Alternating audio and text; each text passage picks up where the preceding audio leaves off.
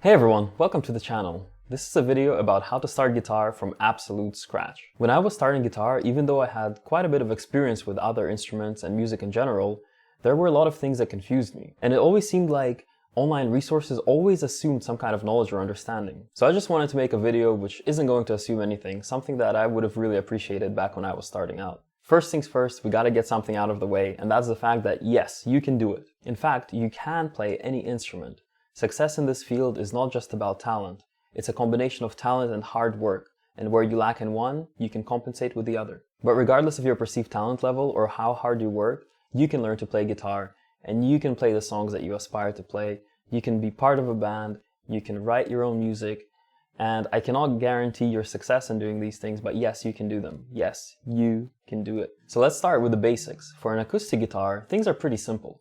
You hit a string, it vibrates, and it sends sound waves through the air. An electric guitar works the same way. You hit a string, it vibrates, and it sends sound waves through the air. However, this sound is not near loud enough for you to do anything with, and that's because of the construction of the body of the guitar, which is not made to propagate sound acoustically. For an electric guitar, the vibration in the strings is picked up by the pickups, where it creates an electric signal that travels along the cable and into your amplifier, where that signal is amplified or made louder before it's fed to the speaker. That way the sound can be loud enough for you to enjoy yourself, play for your friends, or even fill out an entire stadium, depending on the amount of amplification. In the process of amplification, the sound coming from an electric guitar is also often shaped, modified, or processed. So now that we've got that basic information out of the way, let's see what you need to get started with playing guitar. So as for the bare minimum essentials, you're going to want a guitar, obviously with strings on it. You'll probably want a pick or a few. You'll need a guitar cable and a method of amplification. That could be an amplifier, a floor sim unit, or a digital plugin. But keep in mind that to play through a digital plugin, you will need an audio interface to be able to connect your guitar to your computer. In addition to these bare minimum essentials, I would also highly recommend having a guitar strap, which will be really useful if you ever want to play live, a guitar stand so that you can stand your guitar next to you whenever you're practicing and you have it ready to pick up whenever you want to practice again. And also a foot stand, because it's really uncomfortable to play a guitar sitting down with both your feet on the floor. It's very useful to be able to raise the height of one of your legs. Of course, you don't have to use a specialized foot stand. You can use whatever you want under your foot. Next, let's take a look at the actual guitar. So the guitar obviously has strings, usually the 6 strings, and the strings are under a specific amount of tension. And that tension determines the pitch of the sound that's created when you hit the string. The set of pitches that are created by hitting the individual strings are referred to as the tuning of the guitar. The most common tuning is called the standard tuning. Of course, in music, the specific pitches of sounds have names, and those are called notes. The names of the notes are A, B, C, D, E, F, G. And then it goes back to A again. In standard tuning, the notes that the strings are tuned to, when you just play them without fretting anywhere, going from the thickest string to the thinnest string, are E, A, D, E, A, D, G, B, E. So when you're playing, you want to make sure that your strings are always tuned to those notes whenever you're playing songs in standard tuning. This usually means that you want to adjust your tuning or make sure that the guitar is still in tune before every playing session. To tune your guitar, I suggest using an online tuner. Of course, if you have access to a pedal tuner or a clip-on tuner, they will work the exact same way. To use an online tuner, simply Google for one.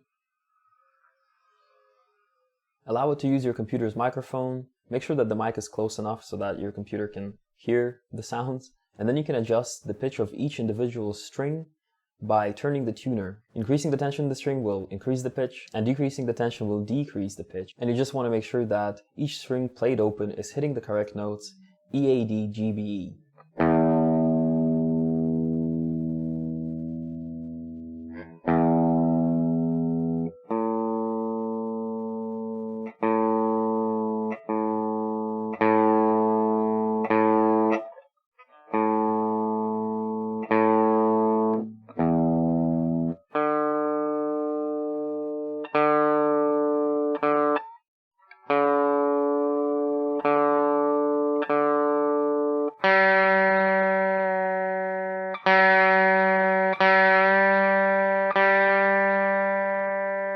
Of course, for each string you can also increase the pitch, which is produced by fretting and effectively shortening the length of the string while keeping the tension the same. As mentioned before, to produce the sound signal that is later amplified, the vibrations in your string are picked up by the pickups. And the pickup or set of pickups that are used to capture the signal are selected by one of these pickup selector blades. In addition to that, you also usually have a volume knob on the guitar, and sometimes you have a tone knob, but some guitars do not have a tone knob. You can play around with these and see what kind of effect they have on your sound. Some guitars also have some additional features. For instance, this one has a kill switch. Now that we've covered the guitar, let's go into the basics of amplification. As mentioned before, you can amplify your signal by plugging into an amp or a floor modular, or plug your guitar into an audio interface which is connected to your computer, where the signal can be processed by a digital plugin. This is of course where there is a whole ocean of different settings and knobs and effects that you can play around with.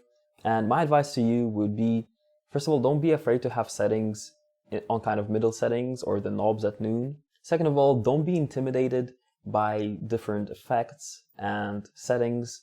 Try to play around with them if you want to. And third, equally, do not feel like you have to play around with them to get somewhere. You can always find a sound, stick with it, practice with it, and maybe later you'll want to explore, and that's okay. So now that you know how to produce sounds with your guitar, the next thing you're going to want to do is play some songs. Just pick a song that you like that sounds like it might not be too difficult to play,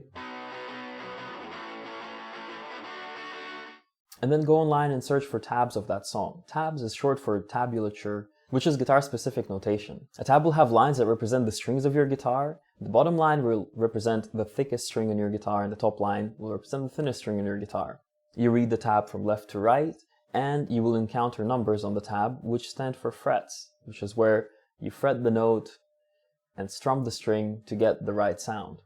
Notes that are played sequentially or one after another will be sequential on the tab, and notes that are played together, or what is called a chord, will be in one line vertically. Unlike my guitar here, your guitar should also very helpfully have markers on the frets for the 3rd, 5th, 7th, 9th, 12th, and etc. frets, so that you can find your way around the neck more quickly. So we can see this song starts out with some chord strumming, and to play the first chord, which is repeated several times, you need to fret the bottom or thickest string on the 7th fret, and the second from the bottom string, the second thickest string, which is the A string, on the 9th fret, and strum both of those strings together to produce the sound of the chord. Now you can see that the tab says that the chord is played 5 times until we move on to the next chord. So in this case, you'll have to find the rhythm in which these chords are played on your own. Of course, instead of using text tabs, I highly recommend using pro tabs. Pro tabs are tabs that you can play just like a song. And the really useful thing about that is the fact that you can play along with it, and you can decrease the speed at which it's played so that you can practice at lower speeds and work your way up, which is really the way you learn anything on guitar.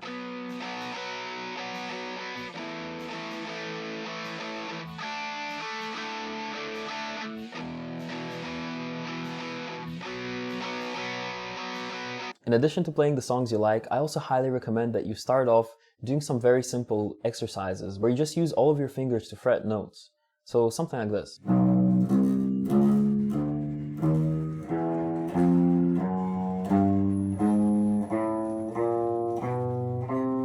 This kind of exercise is extremely useful when you're starting out because you're not accustomed to making precise movements with individual fingers, especially when you have to make a movement with one finger when another finger has to be somewhere else. In addition, your fingers are probably not very strong, so they won't be accustomed to fretting down a string, especially the thicker strings. And the skin on your fingertips is going to be quite tender at first, so it's going to hurt when you play. But as you keep playing, it's going to hurt less and less. Eventually, you won't feel it at all. Anyway, from there, you'll just want to keep on playing songs that you like and getting better and exploring the wonderful world of guitar. So if you're still here and that was helpful, please leave a like and subscribe to the channel. And also check out some of my other videos because they can be really helpful when starting out guitar. Anyway, thanks for watching, and I'll see you in the next one.